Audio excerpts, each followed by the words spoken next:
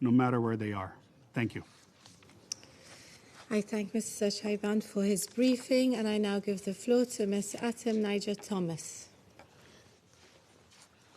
Madam President, esteemed members of the Security Council, I am deeply grateful for the opportunity to address you today.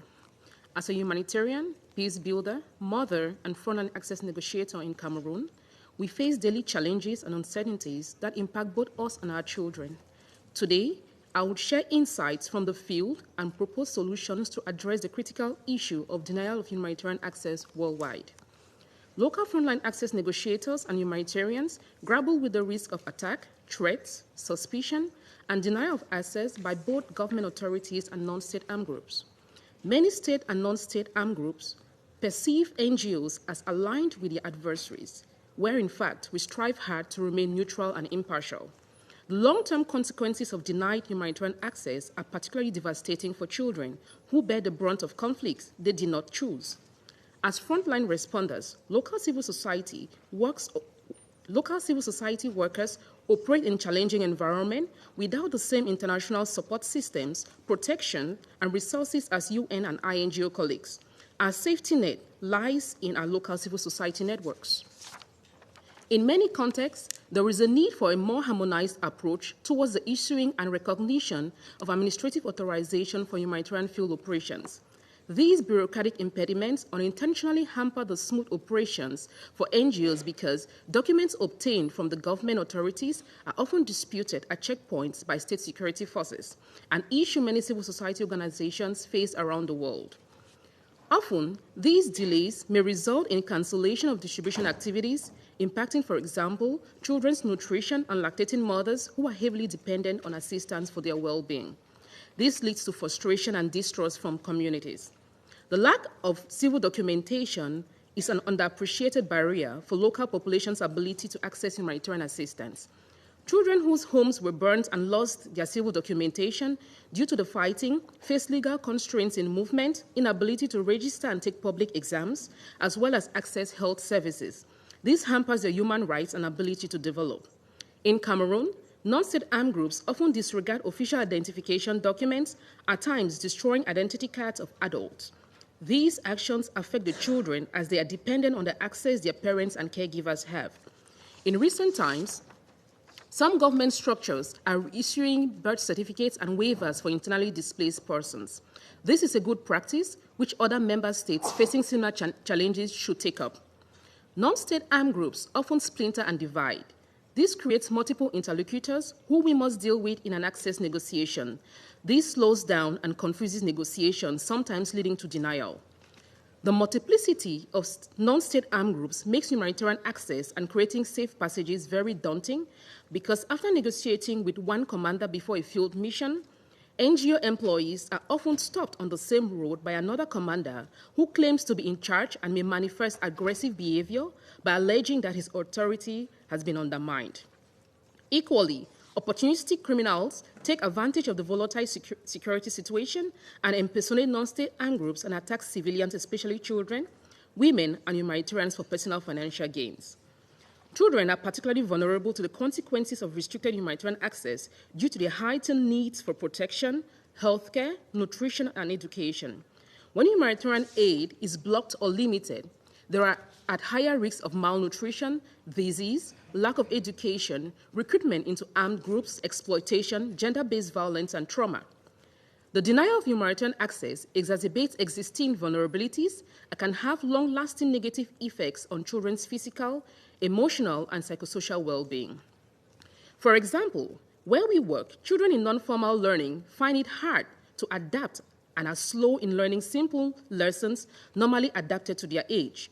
Often, we must lower standards and content for better understanding. This can restrict their development and opportunities in the future. Education is a fundamental right for every child, an essential part of the humanitarian response. Yet, in Cameroon, education is weaponized by some non-state armed groups, especially in rural areas. I personally experienced the impact of access constraints on education, having to relocate my family due to the armed groups enforcing a no-school policy.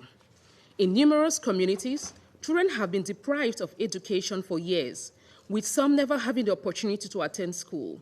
In 13 communities that we have assessed, more than 75% of children aged 6 to 14 years have not seen a classroom for over 5 years.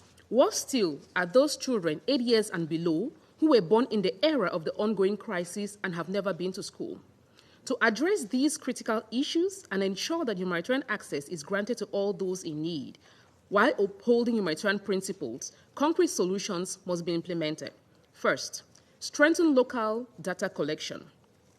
Many local systems on the ground need strengthening.